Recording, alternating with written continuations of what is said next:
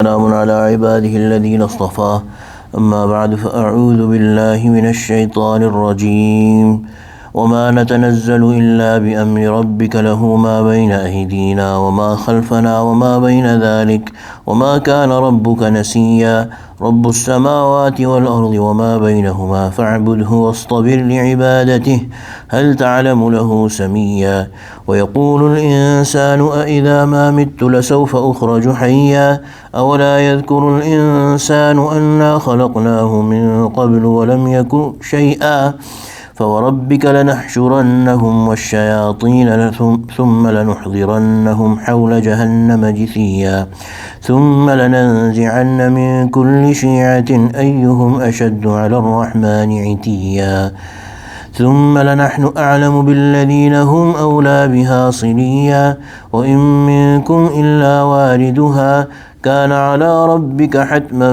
مقضيا ثم ننجي الذين اتقوا ونذر الظالمين فيها جثيا صدق الله العظيم وبلغنا رسوله النبي الكريم ونحن على ذلك من الشاهدين والشاكرين والحمد لله رب العالمين. Surah Maryam, we are reading from ayah 64. Allah subhanahu wa ta'ala previously mentioned about the people who believe in Allah subhanahu wa ta'ala, the true successors of Hazrat Idris and Hazrat Ibrahim, Hazrat Yaqub, all these Anbiya of Bani Israel and Hazrat Ismail, that Allah subhanahu wa ta'ala is going to enter them into Jannah, and Allah subhanahu wa ta'ala mentioned some features of Jannah. And then Allah subhanahu wa ta'ala says that وَمَا نَتَنَزَّلُ إِلَّا بِأَمْرِ رَبِّكَ. Allah subhanahu wa ta'ala does not, Allah subhanahu wa ta'ala, this is basically a response that Hazrat Jibreel alayhi salam is saying to the Prophet sallallahu alayhi wasallam, and this is about a request that the Prophet sallallahu alayhi wasallam had made to Hazrat Jibreel alayhi salam, because pure people and pure things have a very strong attraction towards each other. So the Prophet sallallahu alaihi wasallam also really liked it when Hazrat Jibreel alayhi salam would come to the Prophet sallallahu alaihi wasallam, and one day he said to him that you should come more often, that you should come, reduce the interval between your visits. So he came back with this ayah, وَمَا نَتَنَزَّلُ إِلَّا بِأَمْرِ رَبِّكَ. He was saying to the Prophet sallallahu alaihi wasallam, and of course the words of Allah subhanahu wa ta'ala, that we do not descend but with the command of your Rabb. لَهُ مَا بَيْنَ أَيْدِينَا وَمَا خَلْفَنَا وَمَا بَيْنَ ذَلِكَ. To Allah, to Him belongs what is in front of us and what is behind us and what is in between. So this means that everything that is ahead or behind or between, which means by the meaning might be that it is in the terms of situation or in terms of time, in terms of place or in terms of time, everything, even with the angels, it belongs to Allah subhanahu wa ta'ala. وَمَا كَانَ رَبُّكَ نَسِيًّا. And it is not that your Lord will forget. So Allah subhanahu wa ta'ala is not the one who forgets. So Allah subhanahu wa ta'ala, when it is appropriate, Allah subhanahu wa ta'ala, who has the angels fully in control, He sends to the Prophet sallallahu alaihi wasallam, and they do not come out of their own will. So this refutes all the confusions, na'udhu billah, the accusations on Jibreel alayhi salam or any other angels or the Prophet sallallahu alaihi wasallam by any group of people, be it Muslims or who call themselves Muslims, that na'udhu billah, Hazrat Jibreel alayhi salam made any mistakes, or na'udhu billah, some of the Quran disappeared, or some of the Quran na'udhu billah was transformed or changed by Hazrat Jibreel alayhi salam or was not brought to the right person. All of those are false. Allah subhanahu wa ta'ala has full control over all His creations, and Allah subhanahu wa ta'ala is not the one who will forget or something will be missed from Him. Rabbus samawati wal ardi wa ma baynahuma. He is the Lord of the samawat, the skies, and the ard, wa ma baynahuma, and whatever is between them. Fa'budhu wastabir li'ibadatihi. Allah subhanahu wa ta'ala is commanding the Prophet sallallahu alaihi wasallam, so worship him and preserve in his worship, persevere in his worship. The meaning is that, and this is a masala of tasawwuf as well, that rather than going after our likings and our preferences and what feels better to us, our job as slaves is to become slaves, is to obey and listen to the command of Allah subhanahu wa ta'ala and do it as we've been told. وَاسْطَبِرْ لِعِبَادَتِي, and stay steadfast Whatever hardship comes, whatever dislike or anything that might come, that is irrelevant. We have to stay steadfast on the ibadat of Allah subhanahu wa ta'ala. May Allah subhanahu wa ta'ala always make it easy for us. Ameen ya Rabbal Alameen. Hal ta'alamu lahu samiyya. Allah subhanahu wa ta'ala is asking the Prophet sallallahu alaihi wasallam, do you know anyone worthy of his name? Samiyya, this word has come in this same surah before, where we said that it might mean, number one, ism is name. So anybody by the name of Allah subhanahu wa ta'ala. So this is a unique thing by the will of Allah subhanahu wa ta'ala. Not even the associate gods that many different people associated with Allah subhanahu wa ta'ala, they never named anyone Allah even before the Prophet sallallahu alaihi wasallam's teachings, and not even after. So Allah is Allah, unique in name and unique in all his qualities as well. And Samiyya encompasses both of these aspects. وَيَقُولُ الْإِنسان, and the insan. So here the insan means the man who turns away. أَإِذَا مَا مِتُّ لَسَوْفَ أُخْرَجُ حَيًّا. He asks a question, but this question is by way of negating. That is it that once I die, I shall be brought forth alive? So is there any life after death? How is it possible? أَوَلَا يَذْكُرُ الْإِنسَانُ أَنَّا خَلَقْنَاهُ مِنْ قَبْلُ وَلَمْ يَكُ شَيْئًا. Does the man not remember that we created him before when he was nothing? So the first creation, if you think about it, should be more difficult if it was any difficult for Allah subhanahu wa ta'ala, that there was nothing and Allah subhanahu wa ta'ala created us out of nothing. Now when a human being dies, of course there is one time that this human was already there.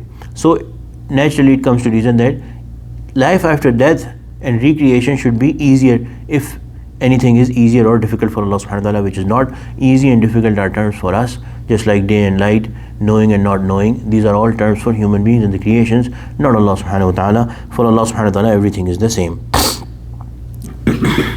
فَوَرَبِّكَ لَنَحْشُرَنَّهُمْ. Now their end is that by your Lord, all of them, they will definitely لَنَحْشُرَنَّهُمْ وَالشَّيَاطِينَ. They will all be gathered and together, and their devils as well. So with every human being there is a shaitan, which is an assistant of the main big shaitan, and that is with every human being.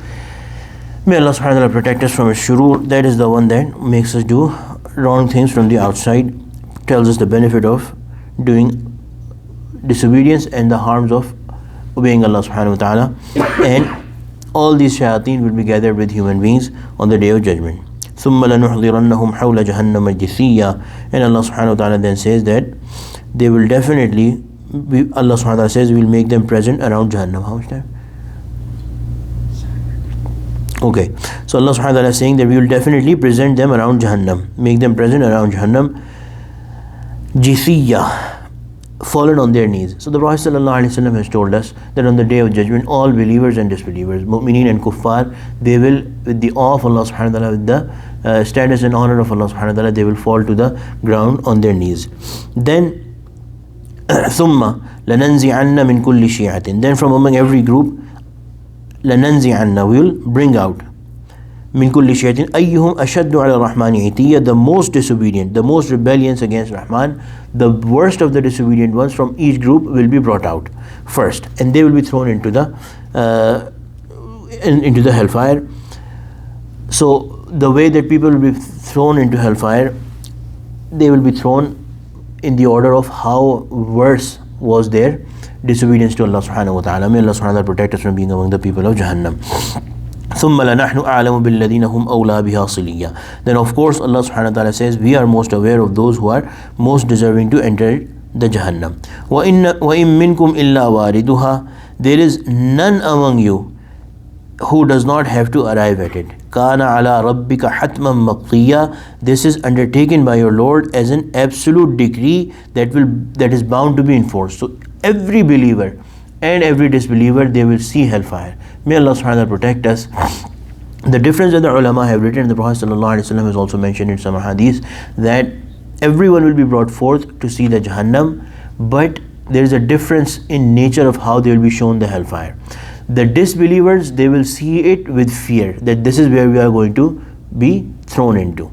The believers, one point they will see the hellfire is when they will be crossing the bridge, the Sirat, where they will see that the hellfire is below them, beneath them, and may Allah make that journey across that bridge easy for us. But there, the looking at the hellfire would not be for ta'adib, not for punishment, but for giving them information by knowledge, giving them knowledge that how worse, what a bad place the hellfire is. They will see it and they will further thank Allah subhanahu wa ta'ala that, Ya Allah, how merciful you've been to us, that you saved us from this evil place, this foul place. So it will be, in a way, Allah subhanahu wa ta'ala will increase in their blessing by showing them the hellfire. ثُمَّ نُنَجِّي الَّذِينَ اتَّقَوْا وَنَذَرُ الظَّالِمِينَ فِيهَا جِثِيًّا. Then Allah subhanahu wa ta'ala will save those who feared Allah. وَنَذَرُ الظَّالِمِينَ فِيهَا جِثِيًّا. And Allah will leave the wrongdoers in it fallen on their knees. So all people, there's one hadith actually that mentions, that further clarifies this ayah, that the Prophet ﷺ has said that everyone will enter hellfire. But for the people who have believed in this world, Allah will make the hellfire very cool and a comfortable place, just like Allah subhanahu wa ta'ala did it for Sayyidina Ibrahim and Alayhi salatu wasalam, this worldly fire. So therefore, one view of the ulama is that every single human will enter hellfire, but the believers, it will be made a comfortable place for them. And the most prevalent view though is that the believers will only be shown, and by way of increasing their ni'mat and blessing, the first view that I mentioned. May Allah subhanahu wa ta'ala make that day easy for us. Ameen ya Rabbal Alameen. May Allah subhanahu wa ta'ala make us those who live our life in such a way that that day and all the stages of the hereafter and also this life become easy for us. Ameen ya Rabbal Alameen. ربنا تقبل منا إنك أنت السميع العليم وتب علينا إنك أنت التواب الرحيم وصلى الله تعالى على خير خلقه سيدنا مولانا محمد وعلى آله وصحبه أجمعين. آمين.